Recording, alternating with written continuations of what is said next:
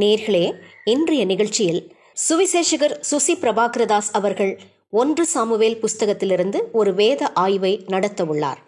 நிகழ்ச்சியை கேளுங்கள். கர்த்தருக்குள் அருமையானவர்களே, ஆண்டவராய் இயேசுவின் புண்ணிய நாமத்தினாலே உங்களை வாழ்த்துகிறோம். பீபா நேயர்களுக்கு வாழ்த்து சொல்கிறோம். ஆண்டவருடைய கிருபையினாலே 1 சாமுவேல் புஸ்தகத்திலிருந்து திருமறை செய்திகளை கற்று வருகிறோம்.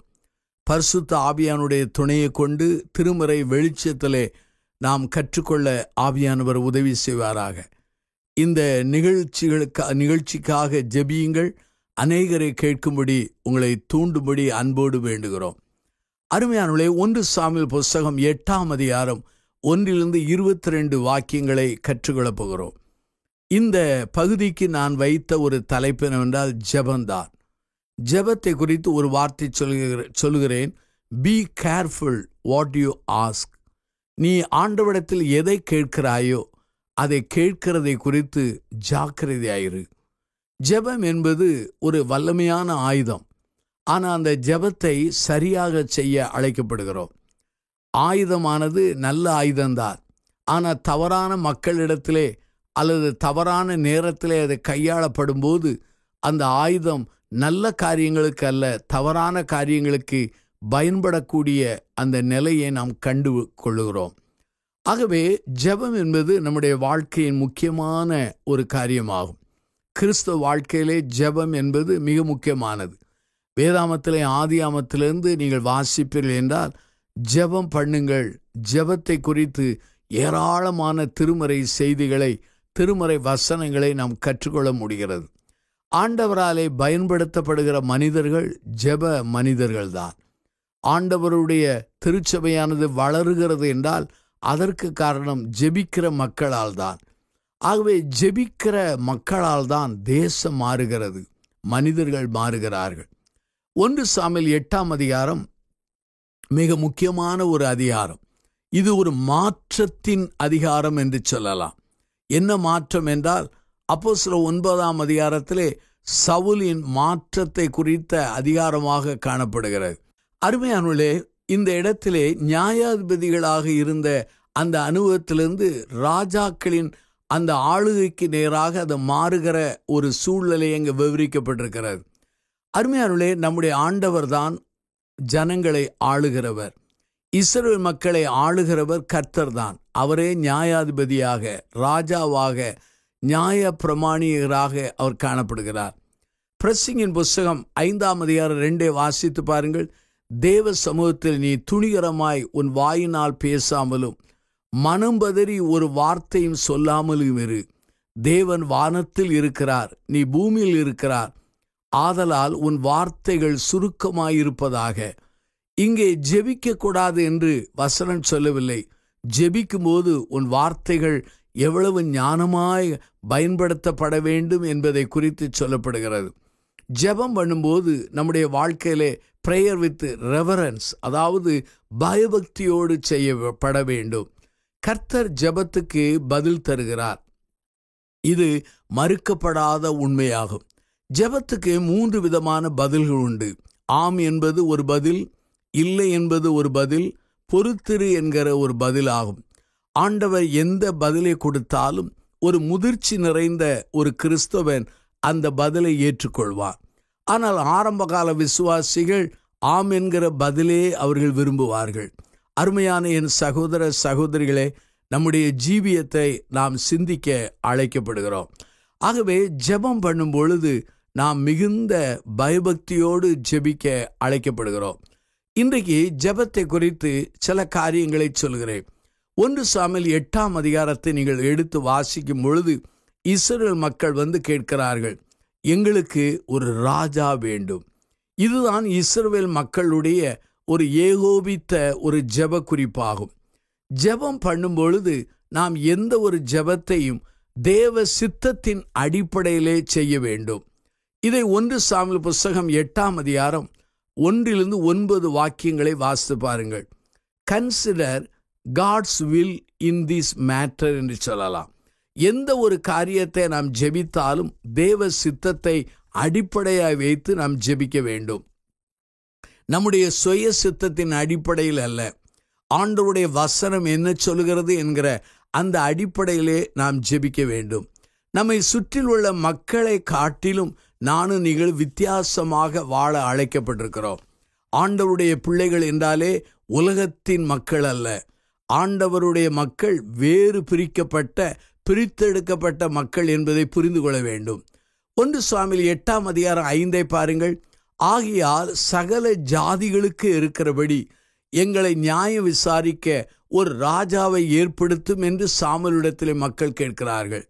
ஆகவே ராஜாவை கேட்பது அவர்கள் செய்தது தவறு என்று சொல்ல மாட்டேன். ஆனால் ஆண்டவர்தான் அவர்களுக்கு இதுவரையிலும் ராஜாவாயிருந்தார். ஆண்டவர்தான் அவர்களுக்கு ராஜாவாக நியாயாதிபதியாக இருந்து யுத்தம் செய்தார். இப்போது கேட்கிறார்கள், மற்ற ஜனங்களுக்கு இருப்பது போல எங்களுக்கு ராஜா வேண்டும் என்று சொல்கிறார்கள். இப்பொழுது அவங்களுடைய மைண்ட் செட்டப் எப்படி இருந்தது என்றால், தேவனுடைய வார்த்தையின் அடிப்படையில் அல்ல, தேவனுடைய சிந்தையின் அடிப்படையில் அல்ல, உலகத்தின் அந்த சிந்தையிலே காணப்படுகிறது. லேவியராம் புஸ்தகம் 20:26 வாசித்து பாருங்கள். கர்த்தராகிய நான் பரிசுத்தமாக்கிறபடினாலே நீங்கள் எனக்கேற்ற பரிசுத்தவான்களாக இருப்பீர்களாக. நீங்கள் என்னுடையவர்களாய் இருக்கும்படி உங்களை மற்ற ஜனங்களை விட்டு நான் பிரித்து எடுத்தேன் என்று சொல்கிறார். இஸ்ரவேல் ஜனங்களை மற்ற ஜனங்களைப் போல் அல்லாமல் பிரித்து எடுத்தார். ஒரு மனிதன் ஆண்டவருடைய சித்தத்தை அவன் தள்ளுவது ஆண்டவரே தள்ளுவதற்கு அடையாளமாகும். எந்த ஒரு மனிதன் தேவ வார்த்தையோ தேவ சித்தத்தையோ உதறுவது தேவனையே உதறுவதற்கு சமமாகும். கிறிஸ்துவின் உபதேசத்தை நீ உதறுவாயானால் அது கிறிஸ்துவை உதறுவதற்கு சமமாகும். அருமையானவர்களே, இதை நாம் புரிந்து கொள்ள வேண்டும். இந்த இடத்திலே ஜனங்கள் ராஜாவை கேட்டார்கள். அவர்கள் கேட்கிற அந்த மோட்டிவேஷன், அந்த உள் எண்ணம் தவறாகும். அவர்கள் கேட்ட காலமானது தவறாகும். ஆண்டவரே ஏற்ற காலம் வரும்போது ராஜாவை அவர்களுக்கு ஈவாக கொடுப்பார். ஆனால் இவர்கள் முந்தி கேட்கிறார்கள். அவர்கள் கேட்பதற்கு 2 காரணங்கள். முதல் காரணம் என்ன? சாமுவேலே உமக்கு வயதாகிவிட்டது. சாமுவேல் பாருங்கள், சின்ன வயதிலிருந்து தன் முதிர் வயது வரை அவர் ஊழியம் செய்கிறார். அவரை பார்த்து சொல்கிறார்கள், உமக்கு வயதாகிவிட்டது. அதனுடைய பொருள் என்ன? உம்முடைய சேவை எங்களுக்கு தேவையில்லை, அதுதான் பொருள். இன்னொரு காரியம் சொல்கிறார்கள், உம்முடைய குமாரர்கள் உமது வழிகளில் நடக்கவில்லை என்று குற்றம் சாட்டுகிறார்கள். ராஜா வேண்டுமென்று ஆண்டவரிடத்தில் கேட்பது தவறல்ல. ஆனால் இவர்கள் குற்றம் சாட்டுகிற 2 குற்றங்களின் அடிப்படையிலே, அந்த கருத்துகளின் அடிப்படையிலே கேட்கிறார்கள். ராஜா எங்களுக்கு இப்போது வேண்டும் என்று கேட்கிறார்கள். ஆண்டவர் முடியாது என்று சொன்னால் இவர்களால் ஒன்று செய்ய முடியாது.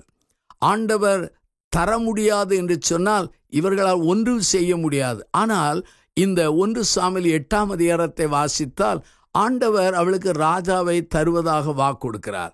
அது ஒரு விசித்திரமான ஒரு காரியமாக எனக்கு காணப்பட்டது. அந்த பகுதியை நான் உட்கார்ந்து அதிகமாக நான் சிந்திக்க ஆரம்பித்தேன். அருமையானவர்களே, ஆண்டவர் நம்முடைய ஜெபத்துக்கு இல்லை என்று பதில் கொடுப்பாரானால் அதிலே ஒரு நோக்கம் இருக்கிறது. ஆனால் அதே சமயத்தில் ஆண்டவருக்கு பிரியமில்லாத காரியங்களை நாம் கேட்கும்போது அவர் ஆம் என்று சொன்னால் அதனுடைய பின் விளைவுகள் உண்டு. அதை நாம் புரிந்து கொள்ள அழைக்கப்படுகிறோம். இதே அதிகாரத்திலே 10-13 வாக்கியங்களை நீங்கள் வாசித்து பாருங்கள். ஆண்டவருடைய திட்டம், ஆண்டவருடைய சித்தம், விருப்பத்துக்கு விரோதமாக நாம் ஏதாவது ஒரு கேட்டால் அதனுடைய பின் விளைவுகளை நாம் சிந்திக்க வேண்டும். என்ன விளைவுகள் என்பதை நான் திருமுறையிலிருந்து நான் சொல்ல விரும்புகிறேன். நீங்கள் வேதத்தை எடுத்து வாசித்து பாருங்கள். அந்த 1 சாமுவேல் 8 11-17 வரை வாசித்தால் அங்கே சாமுவேல் சொல்கிறார். என்ன சொல்கிறார்? உங்கள் குமாரரை ரத சாரதியாகவும் குதிரை வீரராகவும் 1000 பேர் 50 பேருக்கு அதிபதிகளாகவும் தலைவர்களாகவும் உழுகிறவர்களாகவும் அறுக்கிறவர்களாகவும் நான் வைப்பார்கள். உங்களுடைய பெண்களை இப்படி செய்வார்கள் என்று பல காரியங்களை விளக்கி சொல்கிறார். அதனுடைய பொருள் என்ன? அந்த ராஜா உங்களிடத்திலிருந்து எல்லாவற்றையும் எடுத்துக்கொள்வார். டேக்கர். அதாவது ஆண்டவர் கொடுக்கிறவர். ஆனால் ராஜா என்ன செய்வார்? உன்னிடத்தில் உள்ளதை எடுத்து தன் வேலைக்காரனு கொடுப்பான். உன்னை அடிமை பண்ணுவான் என்று சொல்கிறார். அருமையானுடைய ஆண்டவருக்கு சித்தமில்லாத விருப்பமில்லாத காரியத்தை நீ கேட்பாயானால் அதற்கு ஆண்டவர் உன்னுடைய பிடிவாதத்தின் நிமித்தம் அவர் ஆம் என்று சொல்வாரானால் அதற்கு பின் விளைவுகள் உண்டு. இதை நீங்கள் மறக்க வேண்டாம். இன்றைக்கு நம்முடைய வாழ்க்கையிலே ஆண்டவர் சித்தம் எதுவோ அதற்கு உடன்பட அழைக்கப்படுகிறோம். ஆண்டவருடைய சித்தத்துக்கு விரோதமாய் அவருடைய திட்டத்துக்கு விரோதமாய் ஏதாவது கேட்டால் ராஜா ஆசீர்வாதம் நிறைந்தவனாய் மாறமாட்டான். உன்னிடத்தில் உள்ளதை பிடுங்குகிறவனாக, உன்னிடத்தில் உள்ளதை பறித்து கொள்ளுகிறவனாக, உன்னிடத்தில் உள்ளதை அபகரிக்கிறவனாக, உன்னை ஆளுகிறவனாக அவன் மாறுவான் என்று கர்த்தருடைய ஆவியானவர் வசனத்தில் எழுதி வைத்திருக்கிறார். இதை 1 சாமுவேல் புஸ்தகத்திலே 11 17 வாக்கியங்களை நாம் வாசிக்க முடிகிறது. அப்படியானால் ஆண்டவருடைய சித்தத்திற்கு திட்டத்திற்கு விரோதமாக ஏதாவது ஒன்று கேட்டால் ஆண்டவர் ஆம் என்று சொன்னால் அதனுடைய விளைவுகள் படுமோசமாயிருக்கும். ஆனால் இன்றைக்கு அநேகர் தாங்கள் விரும்புகிறதை கேட்கிறார்கள். ஆனால் ஆண்டவர் அனுமதித்து விடுகிறார். ஆனால் அவர்கள் படுகிற பாடுகள் வேதனைகளை என்னுடைய வாழ்க்கையில எத்தனையோ இடங்களிலே நான் பார்த்திருக்கிறேன். நீங்கள் அதே 1 சாமுவேல் புஸ்தகம் 8ஆம் அதிகாரம் 18 பாருங்கள். அவர்கள் நீங்கள் உங்கள் ராஜாவை நிமித்தம் முறையிடுவீர்கள் என்று சொல்கிறார். அதாவது ஆண்டவரிடத்திலே அது போய் அழுது ஜெபித்தார்கள் ஜனங்களின் விடுதலைக்காக. இப்போது ராஜா வேண்டும் என்று கேட்கிறார்கள். ஆண்டவர் சொல்கிற நீங்கள் ராஜா வேண்டும் என்று கேட்கிறீர்கள். ஆனால் அந்த ராஜாவின் நிமித்தம் நீங்கள் அழுவீர்கள், ராஜாவின் நிமித்தம் என்னிடத்திலே முறையிடுவீர்கள் என்று சொல்கிறார். இன்றைக்கு அநேக இடங்களிலே ஆளுகையை கேட்கிறார்கள், அநேக இடங்களிலே தலைமைத்துவத்தை கேட்கிறார்கள். ஆனால் இதை கேட்ட பிற்பாடு அவர்கள் அந்த தலைமைத்துவத்திலே ஆளுகையிலே ஆசீர்வாதங்களை அனுபவிக்கவில்லை. அந்த தலைவர்கள் அல்லது தலைமைத்துவத்தில் இருக்கிறவங்க நிமித்தம் ஆண்டவரிடத்திலே முறையிடுகிற பல நிகழ்வுகளை நான் பார்த்திருக்கிறேன். அருமையானுள்ளே, இந்த செய்தி உங்களுக்கு கடினமாக இருக்கலாம், ஆனால் இது உண்மை, இது மறுக்கப்படாத உண்மை என்பதை நான் சொல்ல விரும்புகிறேன். ஆகவே தான் தேவ சித்தம், தேவ திட்டம், இந்த அடிப்படையிலே நாம் ஆண்டவரிடத்தில் கேட்க வேண்டும்.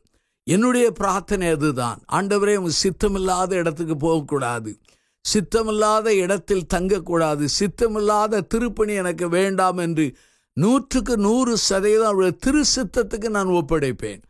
அதனாலே என்னுடைய ஊழியம் வளரவில்லை, அதை நான் ஒத்துக்கொள்கிறேன். ஆனால் நான் ஆண்டவருக்குள்ளே வாழ்வதற்கு ஆண்டவர் சமாதானத்தையும் சந்தோஷம் தந்திருக்கிறார். அருமையான என் சகோதர சகோதரிகளே, ஆகவே எதை கேட்டாலும் தேவ சித்தத்திற்கு அடிப்படையில் கேட்க வேண்டும். எதை கேட்டாலும் தேவ சித்த விரோதமாய் கேட்கும்போது ஆண்டவர் மறுக்காமல் ஆமென்று தந்தால் அதற்கு அநேக பின் விளைவுகள் உண்டு, மோசமான விளைவுகள் உண்டு என்பதை சொல்ல விரும்புகிறேன்.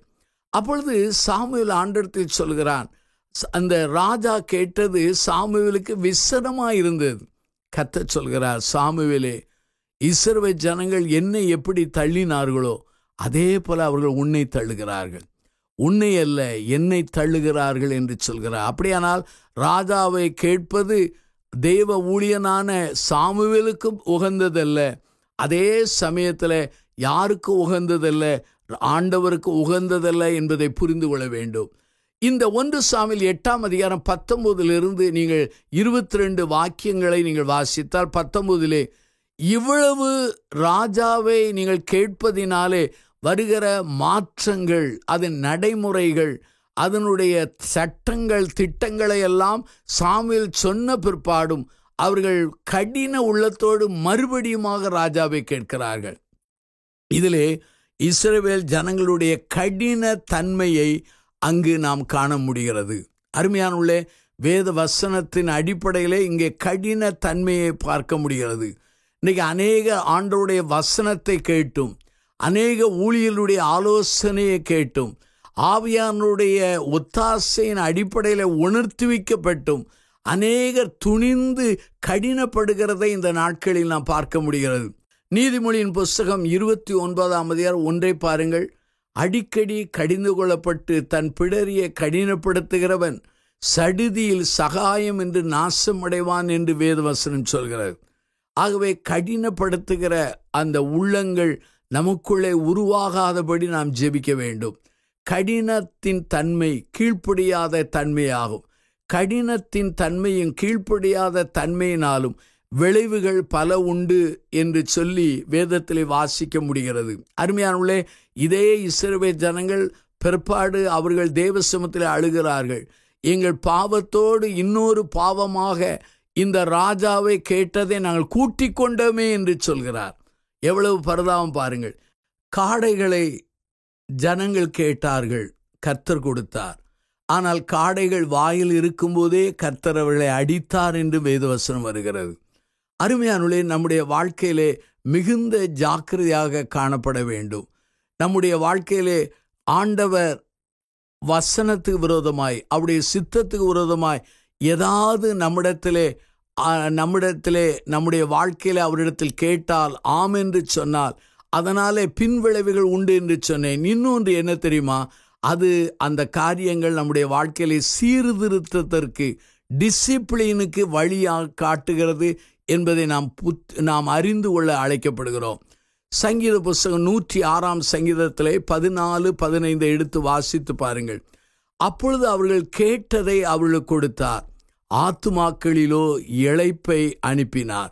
அருமையானவர்களே, ஆண்டவருக்கு பிரியமில்லாததை, ஆண்டவருக்கு சித்தமில்லாததை நீங்கள் கேட்கும்போது அவர் தருவாரானால் அது உங்களுக்கு ஒரு ஃபேவர் அல்ல, அது ஒரு டிசிப்ளின் என்பதை நாம் புரிந்து கொள்ள அழைக்கப்படுகிறோம்.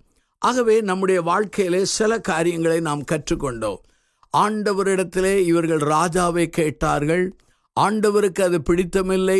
அருமையான மனிதனான சாமுவேலுக்கு பிடித்தமில்லை. ஆனாலும் ஆண்டவர் அவளுக்கு ராஜாவை கொடுத்தார். அந்த ராஜாக்களின் சரித்திரத்தை நீங்கள் வேதாமத்திலே 1 சாமுவேல், 2 சாமுவேல், 1 ராஜாக்கள், 2 ராஜாக்கள், 1 நாளாகமம், 2 நாளாகமத்தை வாசித்தால் ஒவ்வொரு ராஜாக்களினுடைய தவறுகள், தடுமாற்றங்கள், அவருடைய கடின தன்மையை நாம் புரிந்து கொள்ளலாம். ஆகாப் ராஜாவின் தன்மை, அவனுடைய மனைவியான எசேபேலுடைய தன்மை எல்லாம் பரிதாபமான நிலையாக மாறிவிடுகிறது.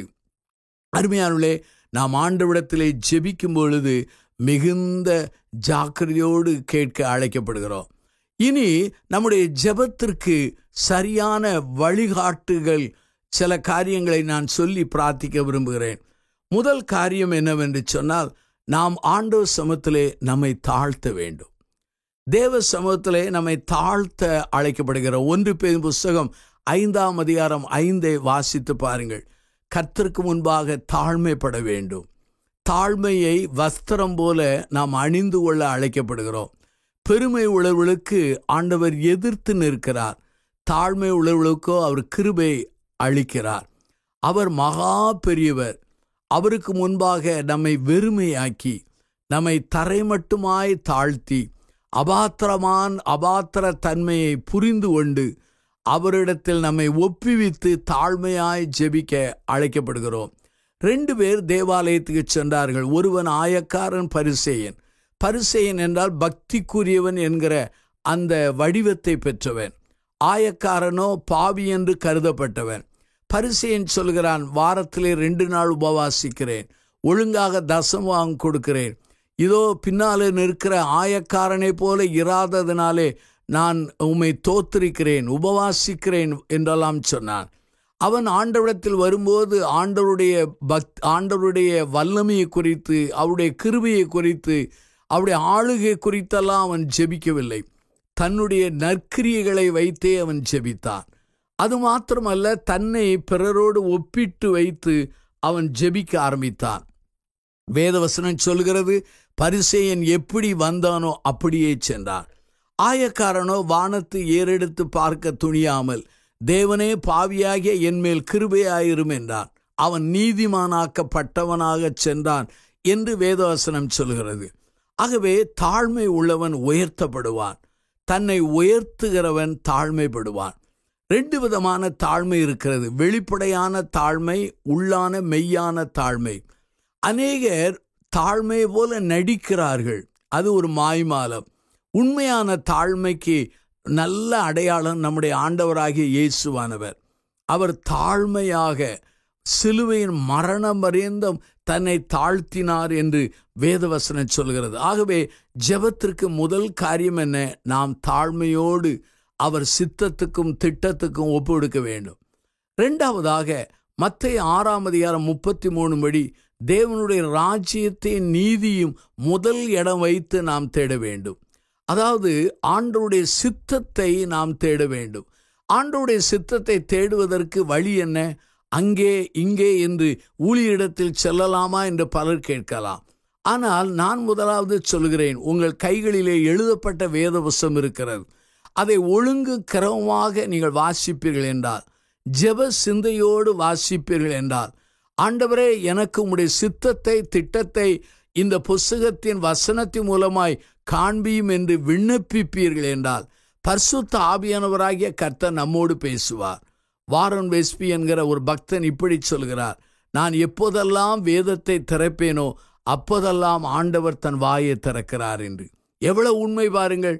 வேதத்தை திறந்தால் ஆண்டவர் பேசுவார். வேதத்தை திறக்காவிட்டால் எப்படி பேசுவார்? ஆகவே அருமையானவர்களே, வேதத்தின் மூலமாகத்தான் தேவனுடைய சித்தத்தை திட்டத்தை அவருடைய வரையறைகளை சட்டங்களை நாம் அறிந்து கொள்ள முடியும். ஆகவே சரியாய் ஜெபிக்க வழி என்ன? ஒன்று, தாழ்மைப்படுங்கள். இரண்டாவதாக தேவ சித்தத்தை அறிந்து கொள்ள திருமறையை வாசியுங்கள். திருமறையை திறந்த மனதோடு வாசியுங்கள். திருமறையை வாசிக்கும் பொழுது ஆவியானுடைய ஒத்தாசையோடு வாசியுங்கள். அப்படி வாசிக்கும் பொழுது ஆவியானவர் நம்மோடு பேசுவார். அது மாத்திரமல்லாமல் ஆண்டவரை நம்பி அவர் கொடுக்கிற வசனத்தின் மேலே அல்லது பதில் மேலே நம்பி நாம் ஜெபிக்க வேண்டும். ஆண்டவர் வசனத்தின் மூலமாய் பேசும் பொழுது அதிலே நாம் நிலைத்திருந்து நம்பிக்கையாக இருக்க வேண்டும். அநேகரோடு ஆண்டவர் பேசுவது உண்மை, வசனத்தின் மூலமாய். அது உண்மை என்று தெரிந்தாலும் அநேகர் தங்களுடைய முதுகுக்கு பின்னாலே தூக்கி எறிந்து விட்டு அவர்கள் வாழும் பொழுது வீழ்ச்சி அடைகிறார்கள். ஆண்டவர் திருவசனத்தின் மூலமாய் நம்மோடு தெளிவாய் பேசும்போது அது நமக்கு பிடிக்கிறதோ பிடிக்கவில்லையோ, நம்மை ஏற்றுக்கொள்ள முடிகிறதோ ஏற்றுக்கொள்ள முடியவில்லையோ, அல்லது நம்முடைய முடிவுகளுக்கு அது மாறுபட்ட வசனமாய் இருந்தாலும் கூட வசனத்தை உறுதியாய் பிடித்து நீங்கள் ஜெபித்து பாருங்கள், ஆண்டவர் அற்புதங்களை செய்வார். அப்படியானால் இந்த இடத்திலே ராஜாவை கேட்டது தவறான காரியம். ராஜாவை கேட்டதை ஜனங்களுக்கு கர்த்தர் கொடுத்தார். அதனுடைய பின்விளைவுகளையும் மோசங்களையும் சுட்டி காண்பித்தார்.